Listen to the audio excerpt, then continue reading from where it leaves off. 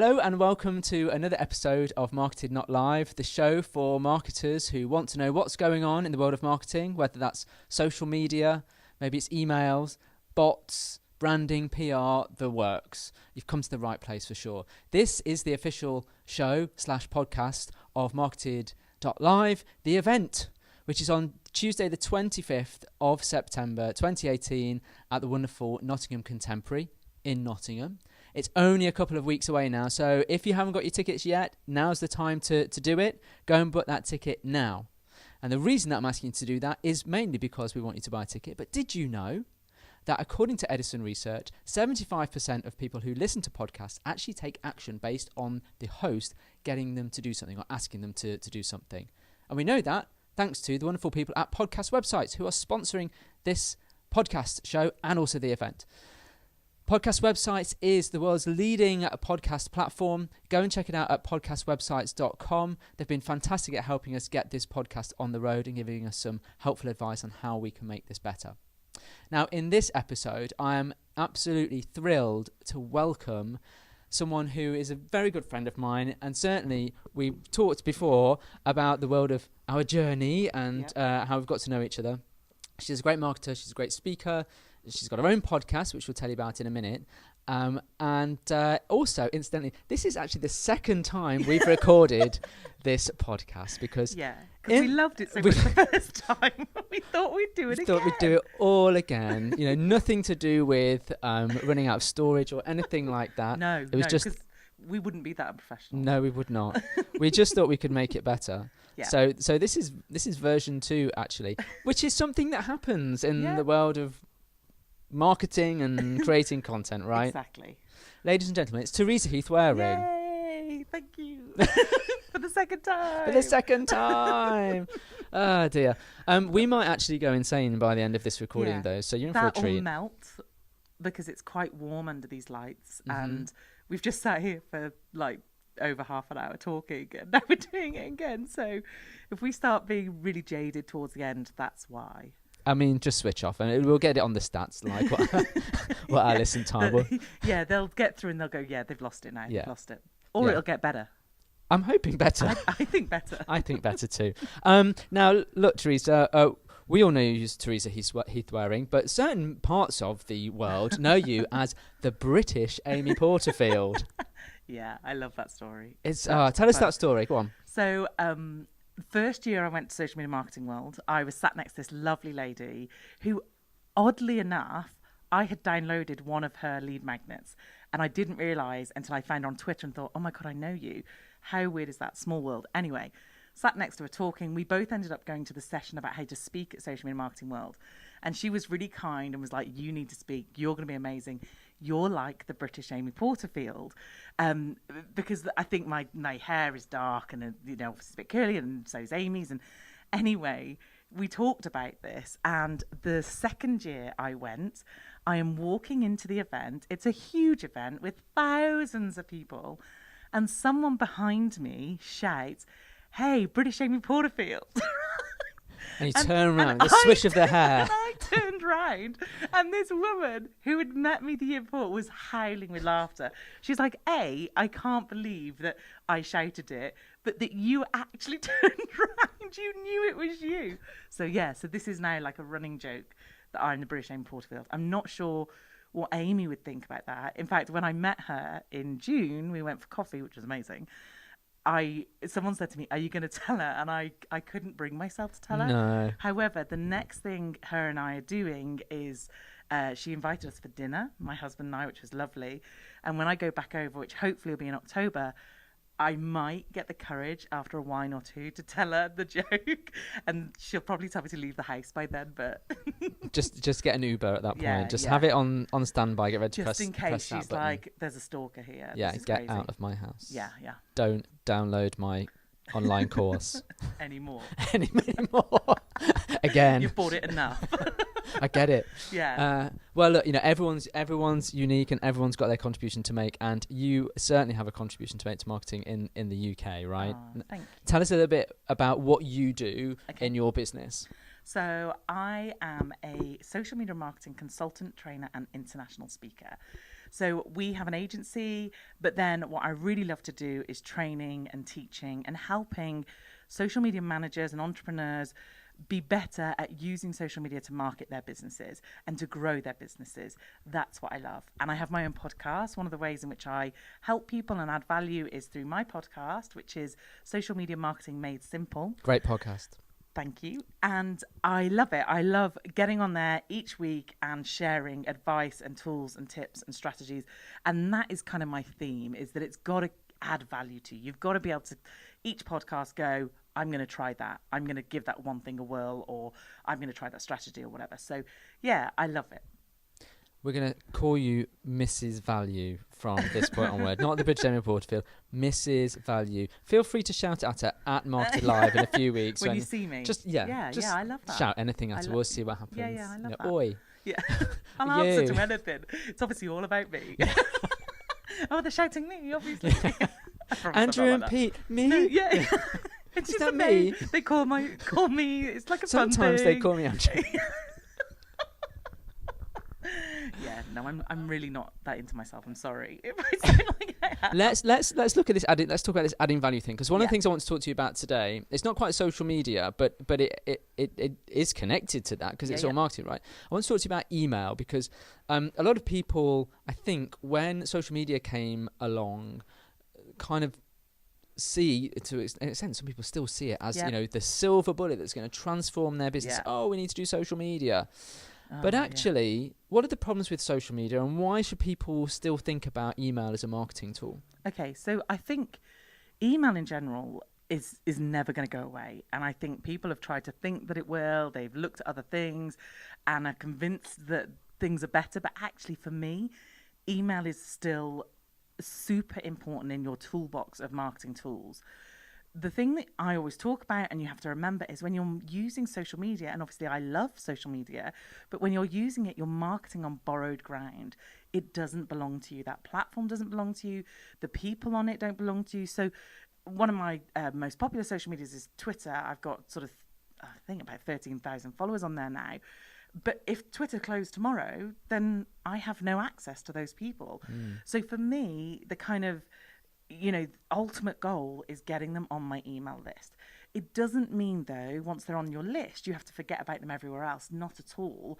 You've still got to market them through social media, try and engage with them in other ways.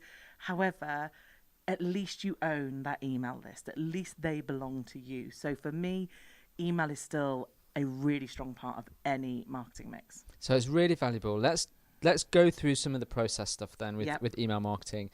Obviously, you can't send an email out if you don't have anybody in the list. Nope. So that would be a bit pointless. Yeah.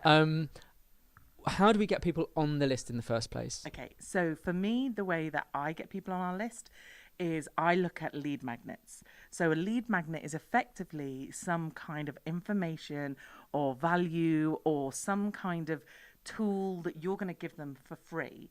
And when I say for free, they have to give you an email, but you're not charging for that. Right. And there's a kind of rule of thumb that if you think this is your best information and this is like, the biggest top secret thing that you've got that is so amazing and it's too good to give away, that's what you give away, because that's what's going to make people go, I want that, and I am willing to give my email address for that. And it tends to be, when you're looking at lead magnets, I look at things that are small, especially if you're marketing to a cold audience, because who's got time to read a 50-page ebook or watch a 10-part video series? I have to say, just while we're on this, James Wedmore, who I am a huge fan of, he did a lead magnet into a course which I then bought, and the lead magnet was an 8-part video series, and it was phenomenal. The lead magnet was an 8-part? The lead magnet. So he gave away 8 videos. Huge investment in time and effort. But you know what? I literally was sat there with my credit card in hand waiting for that cart to open. I'm not kidding you. Oh. So he did a whole run-up. He opened a Facebook group about it. He did this whole kind of 8-video thing, and he called it BizFlix, as in like Netflix, and he encouraged you to binge watch it and all this kind of stuff. And he did all these videos, and then he probably waited, I think, about a week, and then open the cart for 48 hours. Oh, time-based deadline. Oh my word. And do you know how much the course was? Go on. $3,500. Whoa. And he did pretty well out of that. But if you're going to invest that amount of money in something like that, the sort of preamble to it, the lead magnet, I suppose, does have to be that big? Yeah, you're not going to be able to jump someone from not knowing you, giving them a download, you know, a PDF or whatever, and then suddenly selling them a $3,500 course. You know, it's got to be, there's got to be more effort into it. And like you said, and you knew, or I guess I would know because I do this, but I think you kind of knew the effort that he had put in, what you were going to be expecting, that this wasn't going to be a £50, $50 course. It was going to be a big investment because he wanted you to prove that you would make that investment by watching those videos. Yeah. So, but in most cases, and especially if I'm doing it just to build my email list, I think of something really good, really valuable, a quick win, something that I could tell you to do tomorrow and you would see a difference in your business. And I don't mean your sales are going to triple. I mean, you want more engagement, use particular hashtags or do this particular thing. So for me, it was about that. So when you advertise that lead magnet, they look at it and go, yeah, I really want that. And then they give you their email address. Because they know what they're going to get as a result. So the transaction is fair. Totally fair. Yeah. And I think with GDPR as well, it's made it harder for marketers. It's made it harder for us because they can accept the lead magnet, but then they can decide not to opt into your list. So there is a risk that you're going to pay, I guess, because I did mine through Facebook ads, that you're going to pay money and not end up with their email at the end of it. However, there's still a real value in that because A, they've seen who you are. B, they've downloaded something that you've created and hopefully they find value. In fact, I saw someone put an Insta story up the other day, which was really cool. And she was kind of grading checklists, and mine was one of them. And she'd given this one that she'd bought from Tesco's, random, that Tesco's do social media checklisty things. She'd graded that like 6 out of 10. She'd done one herself 7 out of 10. Then she'd graded mine 8 out of 10. And I was like, yeah. I know who that is. Oh, did you see that? Yeah, I really did see it. funny. Kylie. Yeah, I think so. Yeah. So that was really cool. So yeah, for me, even if they don't want to be on my list, they've seen me, they know me, and when we do our process, we put a Facebook pixel on our landing page so we can collect those warm audience. Okay. So talking about Facebook then and Facebook ads. So I was going to say, how do you get people onto that landing page? Is it Facebook ads that works for you? Yes. Specifically on this campaign, we use Facebook ads. I also then put it organically in on Twitter and Instagram and other places. However, the main campaign was around a Facebook ad. We started off split testing. I actually did a video of me speaking and explaining what it was. And then we did an image. And as it turned out, people preferred the image, which I'm not going to take too personally. And this is the interesting thing, because actually video is really good on social media. And as an advert, video is normally the best. So it's just really interesting that for whatever reason, it ended up being... Was it a bad hair day? What was it? Well, no, and I did a lot of practicing. So it should have been really good, but I was really disappointed that didn't go so well. But... Anyway, you've done the test, right? Exactly. So you know what works. So and we've gone with the image. So it was an image with obviously some text, and I spent quite a lot of time on that text, thinking about what are they interested with, what do they care about, and therefore wrote it to my audience. And actually, one thing that I did previous to this, before I even started this lead magnet, I interviewed my target audience. I got on a Zoom call with them and I asked specific people to come and have a conversation with me on Zoom, which I recorded, and I obviously asked them if I could record it, and I asked them questions about their business, about social media, but I also asked them things like, how do you feel about this?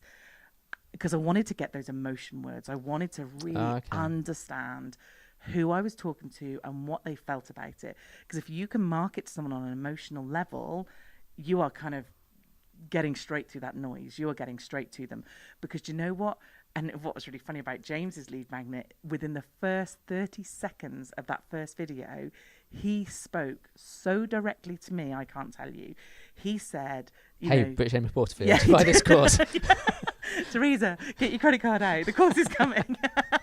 Yeah, pretty much could have done. But he basically said something like, do you ever feel like this? And I was like, yes, I do, James, that is how I feel. So he got me straight away. So that's what I spent a lot of time doing. So to actually set it up, I did a lot of research. But then I put the advert out there. We targeted America, Australia, and the UK. Interestingly enough, Australia came out really well. The UK was not too bad. America was good. And then from that ad, they then clicked and got to the landing page. Right. So I use a system called Lead Pages that create landing pages for you. Drag and drop, really simple. They've got templates on there that basically will guide you as to how to build the landing page.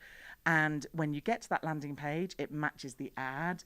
The colors are consistent. The tone of voice is consistent. So the trust is being built all the way through. And then they get to that landing page, and obviously it encourages them to give me their email address. And the only thing I ever ask for at this stage, especially if it's a cold audience, is your first name and your email. Because if you, have got to give me loads of detail, you're not going to do it. My conversion rate is going to drop on that page. But B, you don't know me, and this is maybe the first experience you're having of me. So how do you know that you can trust me to a degree? So then on that page, they just put their email and their first name. And then I even put quite a lot of effort into kind of the next stage in terms of, on the thank you page, I had a video that I recorded that welcomed them to me if they didn't know me, thanked them for requesting the download and telling them there was an email coming.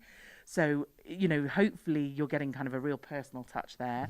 And then the email that they then received, from there, it had a link to another landing page where they could get the download, but also I recorded another video to explain to them how to use it and get the most out of it. So I'm trying to add value at every single point, and I'm trying to, think about, not only do I want them on my list, but actually I need more than that. I need them to love what I've sent them, because then they're going to want to continue engaging with me. Is it like a form of self-selection in a way? You only want people who really want to be there. Totally. And so by understanding that journey of like what they click on or when they subscribe or what they watch, that they are slowly, even if they don't buy something or sign up from the first time, the first connection point with you, they are building that trust either by things that you're saying, the things you're continuing to give away to them, the value that you keep adding. Yeah. It's that kind of thing, right? Yeah. And what's really interesting is I'm a numbers person, which sometimes is a bit odd for a marketeer, but I love numbers.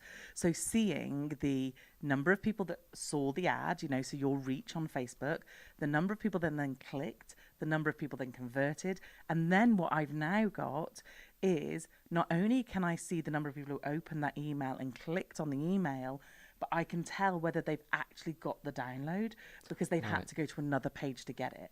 So what's interesting is I might have had, in fact, the results of the campaign where we spent about £500 on Facebook, and I ended up with just short of 800 email addresses, which is fantastic. Great, yeah. But what was interesting is there was a percentage of those, I can't remember off the top of my head, of smallish percentage, but that didn't even go and open that email or didn't click from that email to the next landing page, because I can track how many people have visited that landing page. So those kind of things are really interesting. And actually, when I think about some of the things I've done, I've signed up for email things or books or downloads or whatever, and when it's come, I thought, I'll deal with that in a bit, and then you don't do it and you forget and you think, just get rid of it.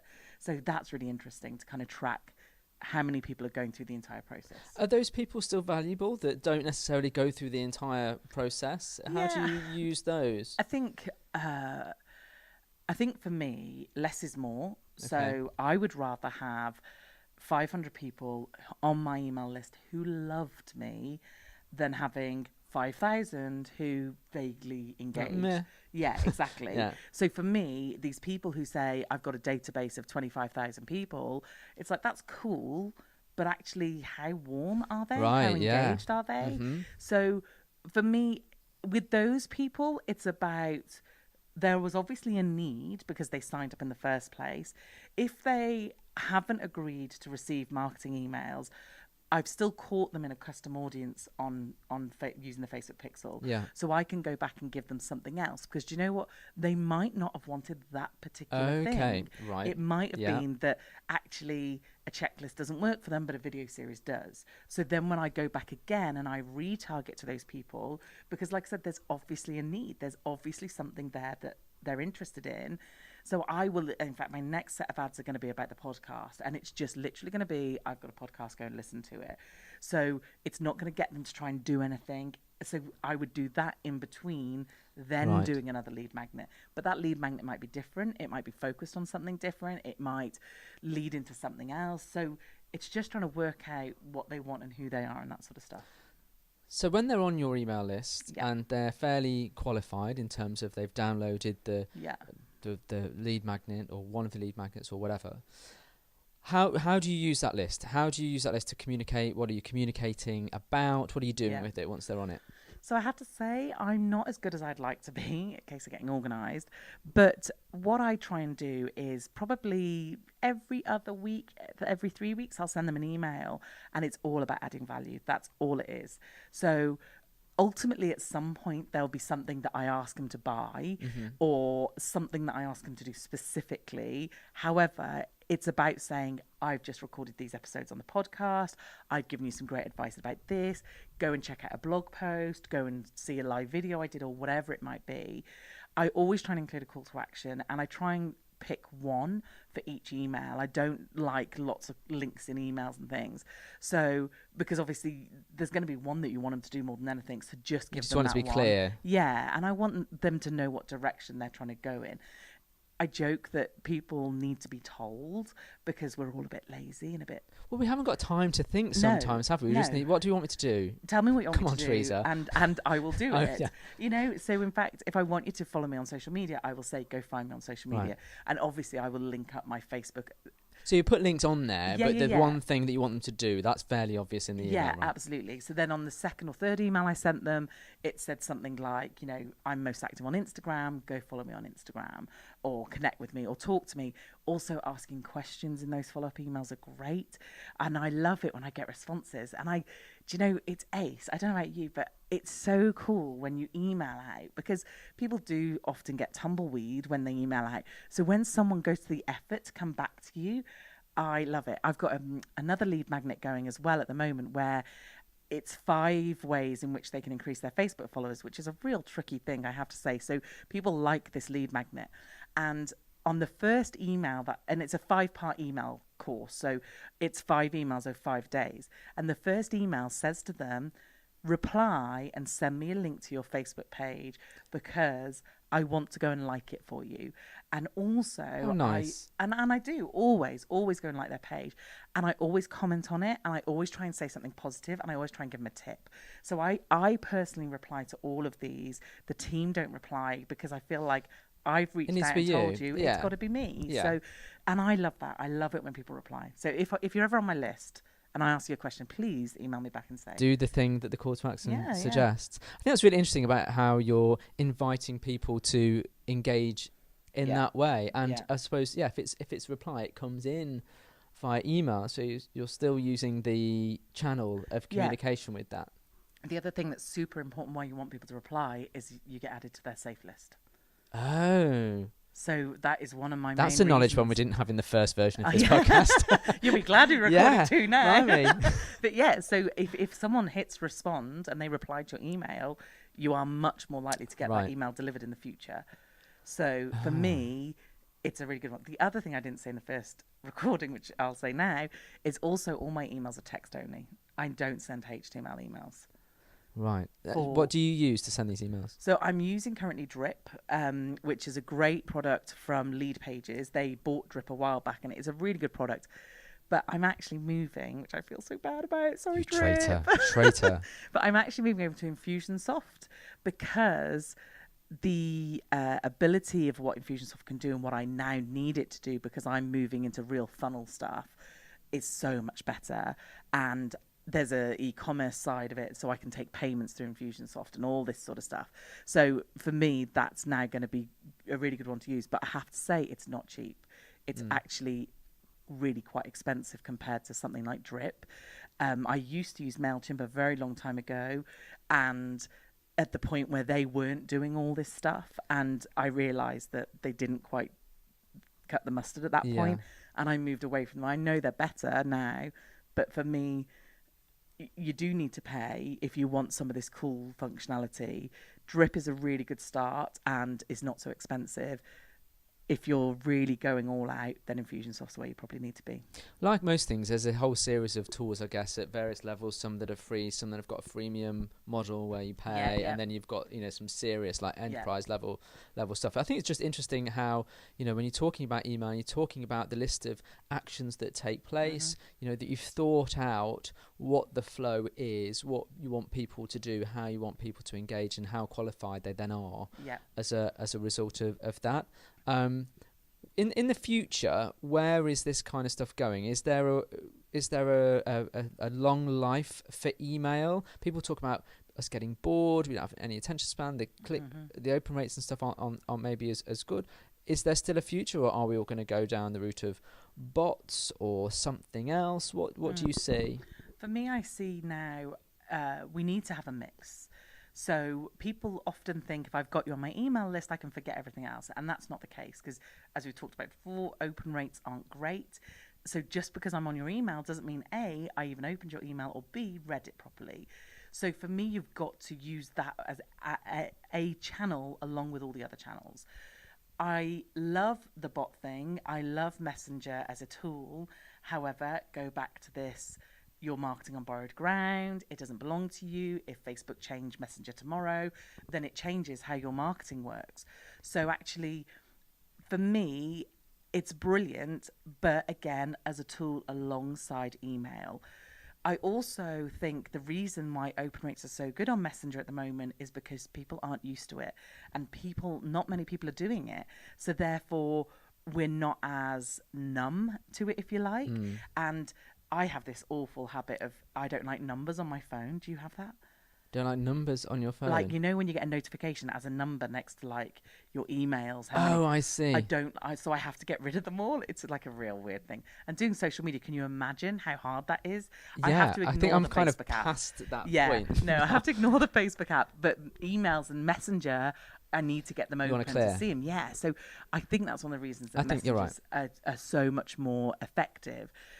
However, for me, if you're continuing the email, which I think you should, it's more about getting personal. It's more about getting to know your audience. I don't want an email that makes me feel like you don't know who I am. So I've got a couple of really good examples where I had signed up for an event, and it wasn't, I'm not talking about MarketEd Live, by the way, because they wouldn't make this mistake. Thank God. So I had signed up for an event, and I continue to receive emails inviting me to sign up for the event. Right, okay. And it's like, no, you should know that. Just tag it. Tag with like ticket or attendee. And therefore you don't need to include me in those emails anymore. The other thing that was really bad actually was someone who's actually really big in our world. I had signed up to their membership, and every time they do a sales push on their membership, I get emails saying, hey, join the membership. And it's like, I am in the membership. So it's stuff like that that makes me want to disengage. Is that a process thing, or is that a knowing your data thing? What do you think that is? Well, it should be an easy process thing. Okay. It should be a giving it that thought. Now, don't get me wrong. When if you're starting out in a process, then sometimes you don't know things till later. Right, okay. Or sometimes you think, actually, what we could really do with knowing is this, and you have to introduce it later. But for this person at this level, that should be easy as pie. Like, that should not be difficult. And I know that we do, we help clients launch memberships. That's something that we do a lot of, and I really like doing that. Like I said, I love the funnel thing. It's really weird.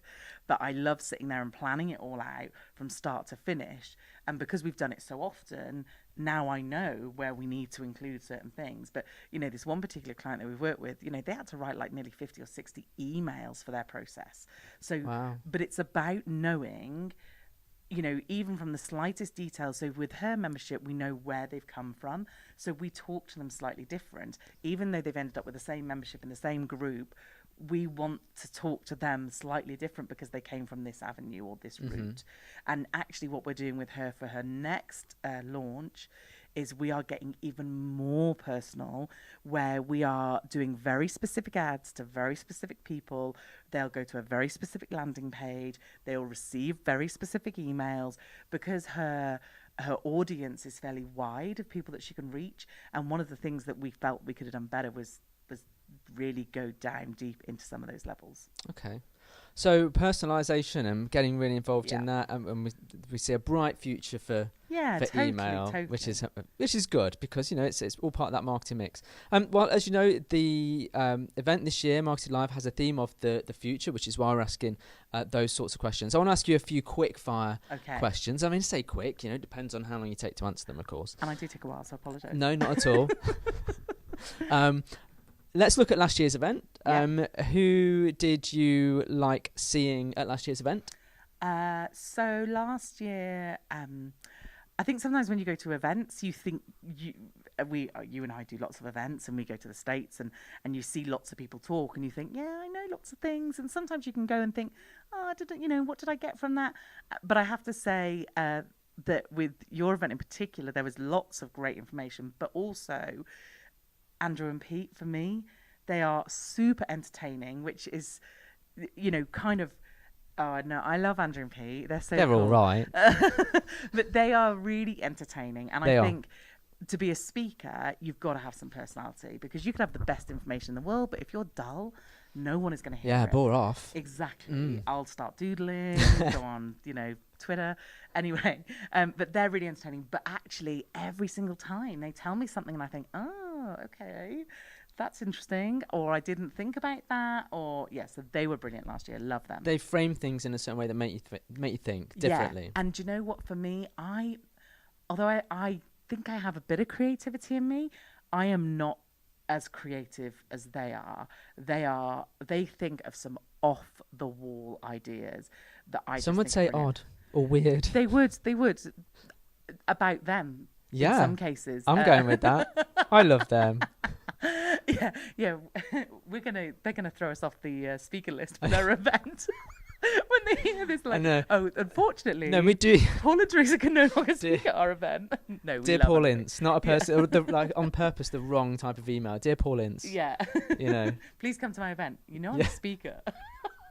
They would never do this. They are so much cleverer than that. No, we love Andrew. We do love Andrew and Pete. They are, they are cool, and they are going to be there actually at MarketEd Live. So if you want to come and hang out, then hang out with Andrew and Pete for sure. Yeah, they're cool. What about this year's event? Who are you looking forward to there? So for me, obviously, you're top of the list. Whoa, Paul, amazing! Obviously, but coming up second, right behind you, is Chris Marr. I'm really looking forward to seeing him. I followed him for a little while. I really wanted to go to his event this year, but we had an event the week before, and sometimes I spend my whole life out of the office, which isn't ideal. But I followed him for a while. I've seen his stuff. And again, I just think he's going to come out with some great content. I think I'm going to be able to walk away from him and go, I'm going to do that. That's a really good idea. I think you're right. He's such a great speaker as well. I've seen him speak a few times, and he's actually a really good leader in marketing as well. Yeah, so I think he's going to touch on some of that during the session. Just thinking about things that you've done in the past, and as we know, you're a speaker. You've done lots of marketing campaigns. What's the weirdest thing you've ever worked on? Okay. So you don't work on many weird things, which is a shame, because I think sometimes it makes life interesting. But I have to say the one I did have that was a little bit different was I once had a client who sold adult toys, and we had to go and have a meeting with them, and they had them all out on the table. They said, live the brand, Teresa. We really need you to experience what we're offering.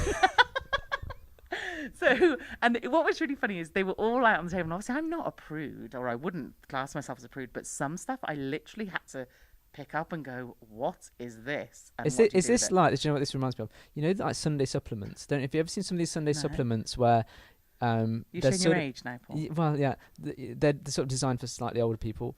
And I always remember there being one advert for this neck massager. Right. And it was long and thin, and there's a picture of this woman like touching it on her face. Have you never seen these? Never. There's got to be an internet meme about these, but it was a neck massager, and I remember looking at it thinking, That doesn't look like what I imagine a neck massager to look like. That is brilliant. I could only imagine what they would have thought of this table then. That, you know, oh, I've got one of them. Oh, look at that neck massager. Yeah, there's loads. And they come in different colours and shapes and sizes. Oh, this one's big. Yeah.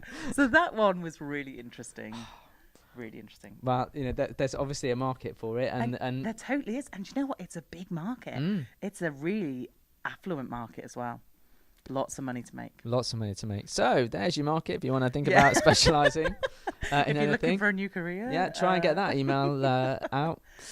Brilliant. Okay, well, look, I'm so looking forward to seeing you in a couple of weeks at Marketed Live. Yes. Yeah, it's going to be awesome. There's so many people that I just love that are either past attendees or the past speakers are going to be there. It's going to be such fun. It is. And we're going to have, a few drinks, and we've got, the after party is definitely where it's at. Make sure you spend some time at the after party afterwards. And for me, that's where you make all your connections, because A, I do everything better with the drink, and B, I just think that you get to really connect with people then. So especially the speakers, I love it when I speak and people want to come up to me afterwards and have a chat and pick my brain about something or ask a question. That is one of my favourite bits. So go and do that. Definitely come to the after party. Definitely. We have no green room. Everyone's in the same room at Marketed Live. It's a real big principle actually of ours to make people build that network and build that community. Actually, we didn't set out to build this community, to be honest. We set out to put a great event on, and hopefully we're going to replicate that this year. Yeah. But actually, as you say, chatting with the speakers afterwards, discussing those ideas, discussing things between each other is really where you get the learning. So I'm really looking forward to that. Looking forward to seeing you. Yeah. Thank you so much for coming on the second edition of the podcast. Let's hope this is recorded. Please let it be recording. If it's not, then someone's going to be in trouble. But there we go. We'll just I don't know, do something anyway. Yeah. But thank you for coming on. Thank you for watching. Thank you for listening. We hope to see you at Marketed Live in a couple of weeks' time. Don't forget, go to marketed.live, get your ticket now. There's only a couple of weeks to get one. And if you would be so kind, in fact, I didn't ask for this on the first episode, first version, so this is better.